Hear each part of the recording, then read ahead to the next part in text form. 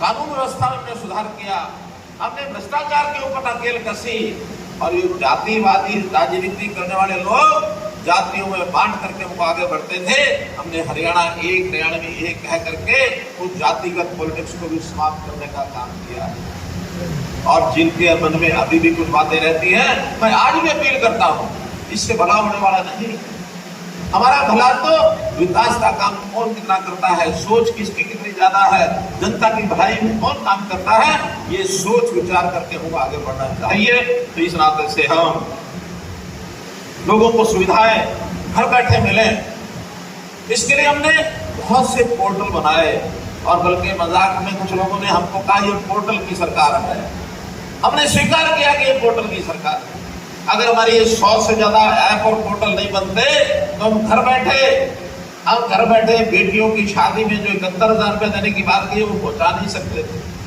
हम विद्यार्थियों के खातों में सीधा स्कॉलरशिप का पैसा भेज नहीं सकते थे। ये इसी कारण से संभव हुआ। 60 साल का बुजुर्ग होने के बाद ऑटोमेटिक पेंशन बन जाएगी, इसी कारण से संभव हुआ है।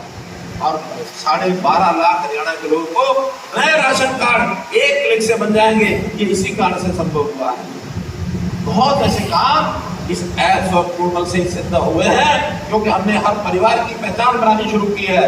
हर परिवार उसका एक फैमिली आईडी होगा, उसकी पहचान उसके परिवार के सदस्य कितने हैं, उनकी आमदन कितनी है, कौन आदमी रोजगार कर रहा है, कौन बेरोजगार है, कितने बुजुर्ग हैं, कितने बच्चे पढ़ाई कर रहे हैं, ये सारी जानकारी हमको फैमिली आईडी से मिलती है। और इस फैमिली आईडी से जानकारी के माध्यम से भी योजनाएं बनाते हैं। योजना बना के जो वो गरीब आदमी सरकारी खिड़की पर पहुंचकर योजना का लाभ नहीं उठा सकता, उसको घर बैठे उसकी योजना का लाभ मिलता है। मित्रों, ये जो पोर्टल की सरकार की बात कह रहे हैं, एक दिन ऐसा जरूर आएगा जब जनता समझ रही है, जनता इनको दुत्कार देगी, ये पोर्टल की सरकार ने ही हमारे जीवन को सुखी कर दिया, हमारे जीवन को सुखी किया। इसलिए मित्रों, भाइयों बहनों, इन बातों को हमें ध्यान रखना है। हमने जैसा कहा, हरियाणा एकमात्र प्रदेश ऐसा जो वृद्धावस्था पेंशन सबसे ज्यादा आज भी देता है, 27.5 रुपए मासिक। और मैंने घोषणा की है बहुत जल्दी इसको 3,000 रुपया करने वाले हैं। हमने जो है परिवार में जो आदमी अस्वस्थ हो जाए, इलाज की जरूरत पड़ जाए, प्रधानमंत्री जी ने आयुष्मान भारत की योजना चला करके 5 लाख रुपए का बीमा हर एक का ये सुनिश्चित किया कि उसको इलाज नहीं कराना, उसको इलाज करा करके खर्च नहीं करना पड़ेगा। केवल इतना ही नहीं, जो लोग इस श्रेणी में आने से रह गए थे उनकी संख्या भी हमने बढ़ाई, और जो 15.5 लाख हरियाणा के परिवार थे, हमने चिरायु हरियाणा योजना बना करके उसको 30 लाख तक पहुंचाया, तो डबल किया है।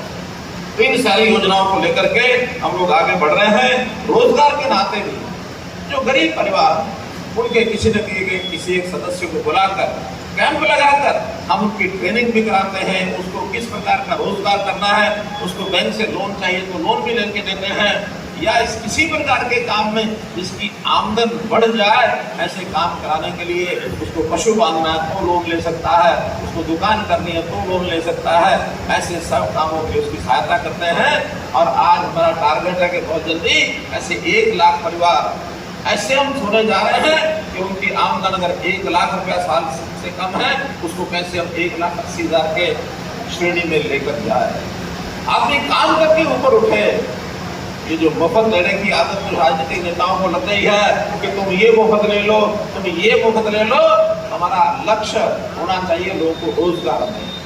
अपना कमा करके खाएगा, अपने घर का परिवार का गुजारा करेगा, स्वाभिमानी बनेगा, सिर ऊंचा, माथा ऊंचा, सीना चौड़ा करके जीने में जो मजा है वो मांग करके मुफ्त का लेकर के जीने में मजा नहीं है। तो मित्रों, भाइयों बहनों, कहने के लिए मेरे पास बहुत कुछ है। बेटी बचाओ बेटी पढ़ाओ हमने देखा, जिसका असर हमको इस जिले में भी देखा है, बाकी जिलों में भी देखा है।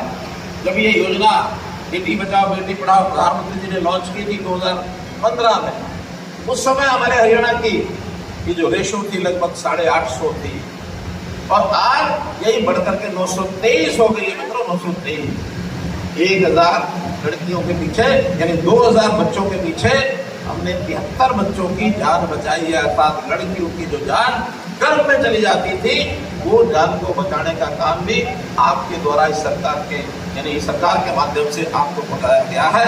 आज एक बहुत बड़ा एक बेटियों को बचाने का काम यह हुआ है।